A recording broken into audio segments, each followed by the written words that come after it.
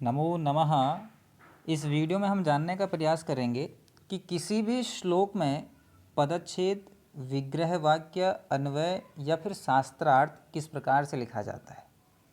सबसे पहली बात तो ये है कि श्लोक क्या होता है, एक प्रकार से पद्यबद्ध होता है, यानी इसको जो है एक निश्चित क्रम में लिख दिया जाता है। उसके बाद हम क्या करते हैं, इसमें से जो भी संधि समास है उसको समझने का प्रयास करते हैं।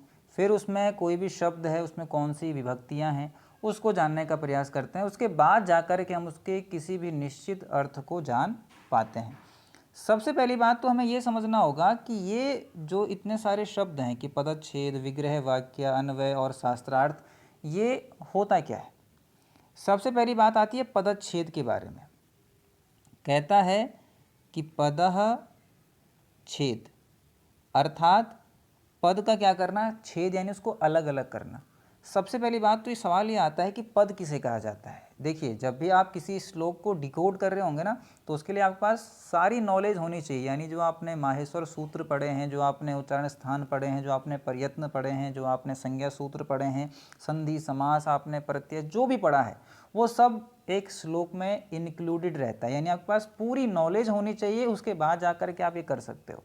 तो पद किसे कहा जाता है, तो पद के लिए आपने एक सूत्र पढ़ा था, सुप्तिगंतम पदम, कि सुप और तिगंत को ही पद कहा जाता है। सुप किसे कहते हैं, तो जो शब्द रूप हैं, जैसे नाम है, जो राम है या फिर हरि मुनि कुछ भी है, ये सब सुप में आते हैं। तिगंत में आते हैं धातु रूप क्रियाएं, जैसे पठति, गच्छति, ये सब किस में आते हैं, तिगंत में आते हैं। तो पद उसे कहेंगे जो सुप और तिगंत से मिलकर के बना है। और आपको पता है कि संस्कृत में कोई भी शब्द ऐसा ना हो कि जिसमें सुप और तिगंत ना हो। तो पद को छेद करना यानी उसको अलग अलग करना, क्योंकि जब आप देखा होगा संधि करते हैं तो हम क्या करते हैं, दो शब्दों को आपस में मिला देते हैं, तो उसको अलग अलग करना, ये पदच्छेद कहलाता है। विग्रह वाक्य, विग्रह मतलब उसको अलग कर देना, पूरे वाक्य में जितने भी संधि समास या फिर कुछ भी चीज़ें हुई है उसको अलग अलग कर देना। अन्वय का मतलब क्या होता है, आपको पता होगा कि जब श्लोक बनाते हैं तो उसमें हम क्या करते हैं, अपने गति यति लय के अनुसार हम उसको अपने हिसाब से शब्दों को लगा लेते हैं, अब चाहे वो शब्द क्रम सही है या नहीं है। तो अन्वय मतलब होता है रीऑर्डर करना, यानी जो बिखरा हुआ श्लोक है जो हमने आगे पीछे किया हुआ है उसको एक निश्चित क्रम में ले आना। और शास्त्रार्थ का मतलब होता है उसके सही अर्थ को बताना। तो इस पदच्छेद, विग्रह वाक्य, अन्वय और शास्त्रार्थ का मतलब यही होता है कि श्लोक को अच्छे प्रकार से डिस्क्राइब करना, उसके बारे में बताना। श्लोक क्या है देखेंगे, कहता है अधोवातस्य रोधेन गुल्मोदावर्त रुक्लमाः वात मूत्र सकृत संग दृष्टग्नि वद हृद गदाः। ये इसने यहाँ पे श्लोक दिया। अब हमें क्या करना है, इसको पूरा डिकोड करना है, इसको एक एक चीज़ को अलग करना है। अब देखेंगे, सबसे पहले आता है अधोवातस्य। यहाँ पर आपको पता है वात है, वात आप जानते हैं किसे कहते हैं, वायु को कहते हैं, आपने खूब पढ़ा होगा। अधोवातस्य यहाँ पे एक शब्द आया। अब यहाँ पे देखो कि इसमें कहीं कोई संधि समास तो नहीं है। तो आपको पता होना चाहिए कि एक शब्द होता है अधः, अधः मतलब होता है नीचे, और अधः शब्द क्या होता है, हमेशा विसर्ग के साथ में होता है। तो यहाँ पर ये जो अधोवातस्य शब्द है ये क्या है, वैसे ये है अधः प्लस वात। अब आपने अगर ध्यान से संधि पढ़ी होगी तो आपको पता होता है कि जब भी पहले वाले शब्द के अंतिम में विसर्ग आता है और दूसरे वाले शब्द में स्वर या व्यंजन आता है तो वहाँ पर हमेशा क्या करते हैं, हम विसर्ग संधि करते हैं। तो यानी यहाँ पर क्या हो रही है, विसर्ग संधि हो रही है। यानी यहाँ पर जो विसर्ग है वो क्या बन रहा है, भाई अधा में वैसे विसर्ग होना चाहिए था लेकिन ये क्या बना है, ओ बना है। यानी यहाँ पर विसर्ग को ओ हो रहा है। तो आपने एक सूत्र पढ़ा होगा जिसका नाम है हसी च। सूत्र क्या है, हसी च। ये एक सूत्र क्या कहता है कि जितने भी हस प्रत्याहार हैं, हयावरट से लेकर के जबगढ़ दस्तक के जितने भी वर्ण हैं, ये अगर दूसरे वाले शब्द में हों, ये अगर कहाँ हो, दूसरे वाले शब्द में हो, और पहले वाले शब्द में क्या हो, विसर्ग हो, और विसर्ग से पहले हर्स्व अ हो, विसर्ग से पहले क्या हो, हर्स्व अ हो, तो वहाँ पर हम क्या कर देते हैं, विसर्ग को पहले उ और फिर को ओ कर देते हैं। अब ध्यान से देखो कि नियम काम कर रहा है कि नहीं कर रहा है। अधाह में क्या था, धौ के बाद विसर्ग था, लेकिन धौ में क्या है, औ की मात्रा है।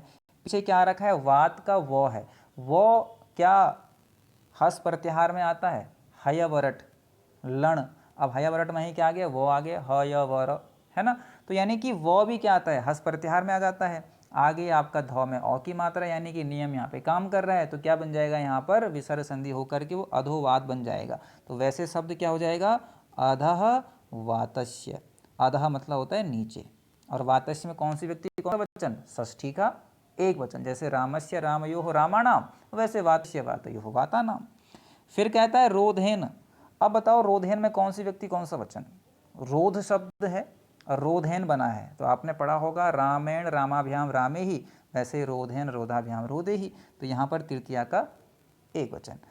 आगे आता है गुल्मो दावर्त रुक क्लमाह। गुल्म उदावर्त रुक क्लमाह।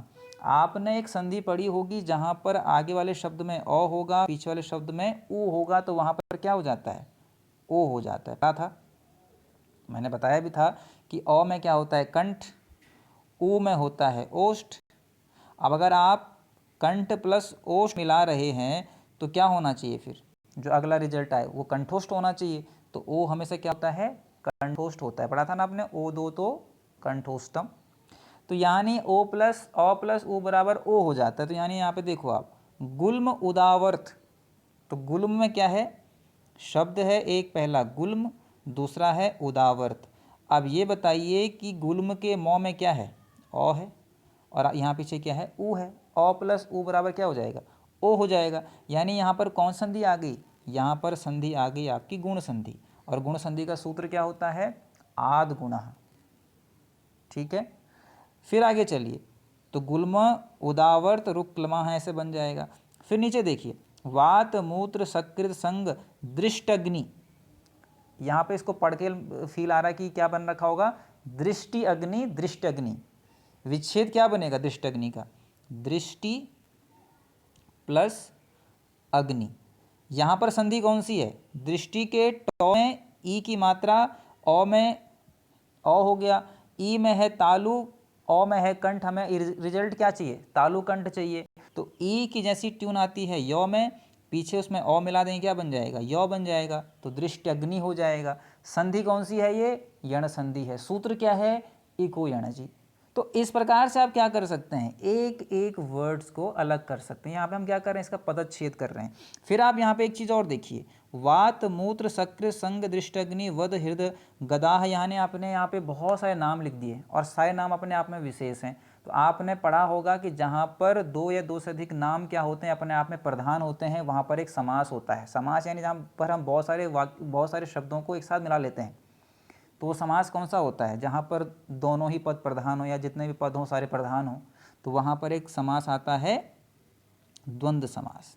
द्वंद्व समास में क्या होता है, सारे ही शब्द अपने आप में प्रधान होते हैं। तो यानी यहाँ पे वात भी प्रधान है, मूत्र प्रधान है, सकृत प्रधान है, संग प्रधान है, दृष्टि प्रधान है, अग्नि प्रधान है, वध प्रधान है, हृदय प्रधान है, और गदा प्रधान है।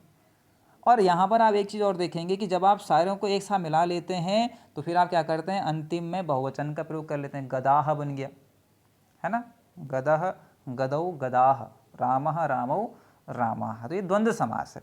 तो ऐसे करते करते आपने पूरे श्लोक को डिकोड कर दिया।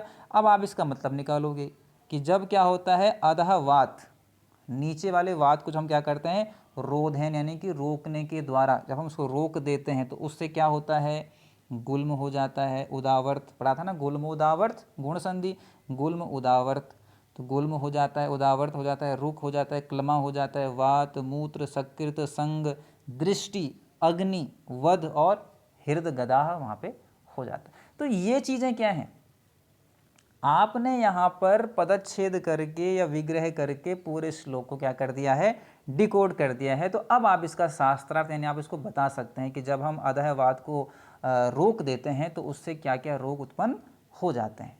अन्वय करना यानी कि आपने उसको निश्चित क्रम में लगा दिया, यानी कि अधःवाद के रोकने से ये सब चीज़ें हो जाती हैं। तो आपने क्या लिखना, पहले अधः वातस्य रोधेन। अब जब आप अन्वय कर रहे होंगे तो आपने सब अलग अलग लिखना है, कि यहाँ लिखना है अधः वातस्य रोधेन गुल्म उदाव्रत रुक क्लमः, क्योंकि आपको पता है सब अलग अलग है। यहाँ आप लिख सकते हैं वातः मूत्रः सकृतः संगः दृष्टि अग्नि वदः हृदय गदाः च, ऐसे करके आप इसको लिख सकते हैं। तो ये तरीका है किसी भी श्लोक को डिकोड करने का, और आप जब एग्ज़ाम में लिखोगे तो इसी प्रकार से इसको लिखोगे।